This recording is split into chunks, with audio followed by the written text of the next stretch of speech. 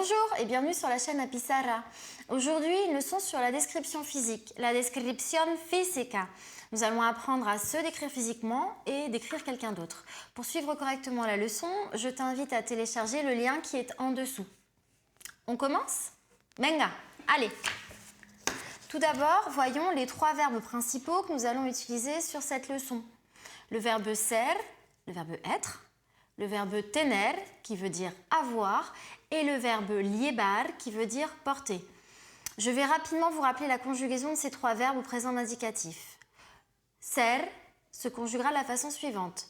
Soy, qui veut dire je suis, eres, qui veut dire tu es, es, qui se traduira par il est, elle est, ou bien vous monsieur ou vous madame vous êtes, somos, qui se traduira par nous sommes, sois, qui se traduira par vous êtes, vous, c'est-à-dire plusieurs personnes que je tutoie, et enfin son, qui se traduira par ils sont, au pluriel, elles sont, ou vous, messieurs, dames, vous êtes.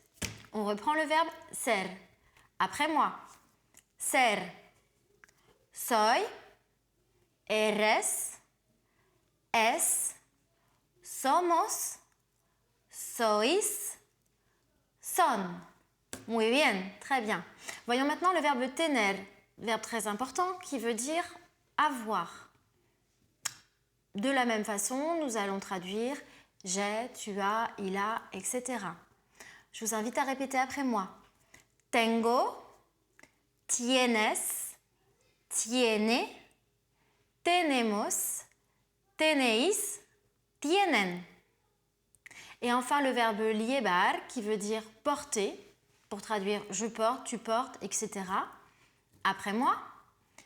Llevo, llevas, lleva, llevamos, lleváis, llevan. Muy bien. On arrête là avec la conjugaison. Néanmoins, pour pouvoir parler de la description physique de quelqu'un ou se décrire soi-même, il faut bien sûr bien maîtriser la conjugaison de ces trois verbes. Apprenons tout d'abord à parler de la taille d'une personne. Pour ce faire, on va utiliser le verbe ser, qui veut dire être, pour traduire être grand, être petit.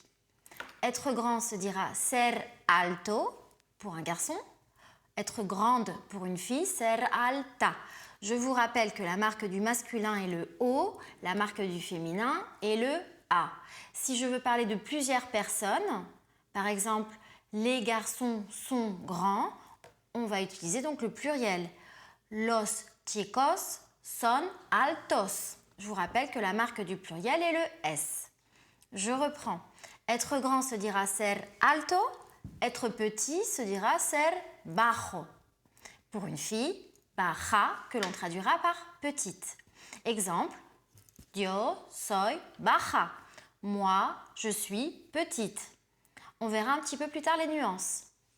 Pour dire être de taille moyenne, on pourra dire ser de talla media. Je suis de taille moyenne, soy de talla media. Ensuite, nous allons découvrir comment parler de la corpulence d'une personne. Être gros se dira ser gordo. Pour une fille, gorda. Alors bien entendu, c'est là qu'on va pouvoir apporter quelques nuances. Être assez gros se dira ser bastante gordo. Bastante qui voudra dire assez. Être mince se dira ser delgado. Pour une fille, delgada. Être trop mince se dira ser demasiado delgado. Puisque demasiado voudra dire trop. Je vous rappelle, bastante, assez, demasiado, trop. Et ensuite, être maigre se dira ser flaco pour un garçon, flaca pour une fille. On pourra dire également être très maigre qui se dira ser muy flaco.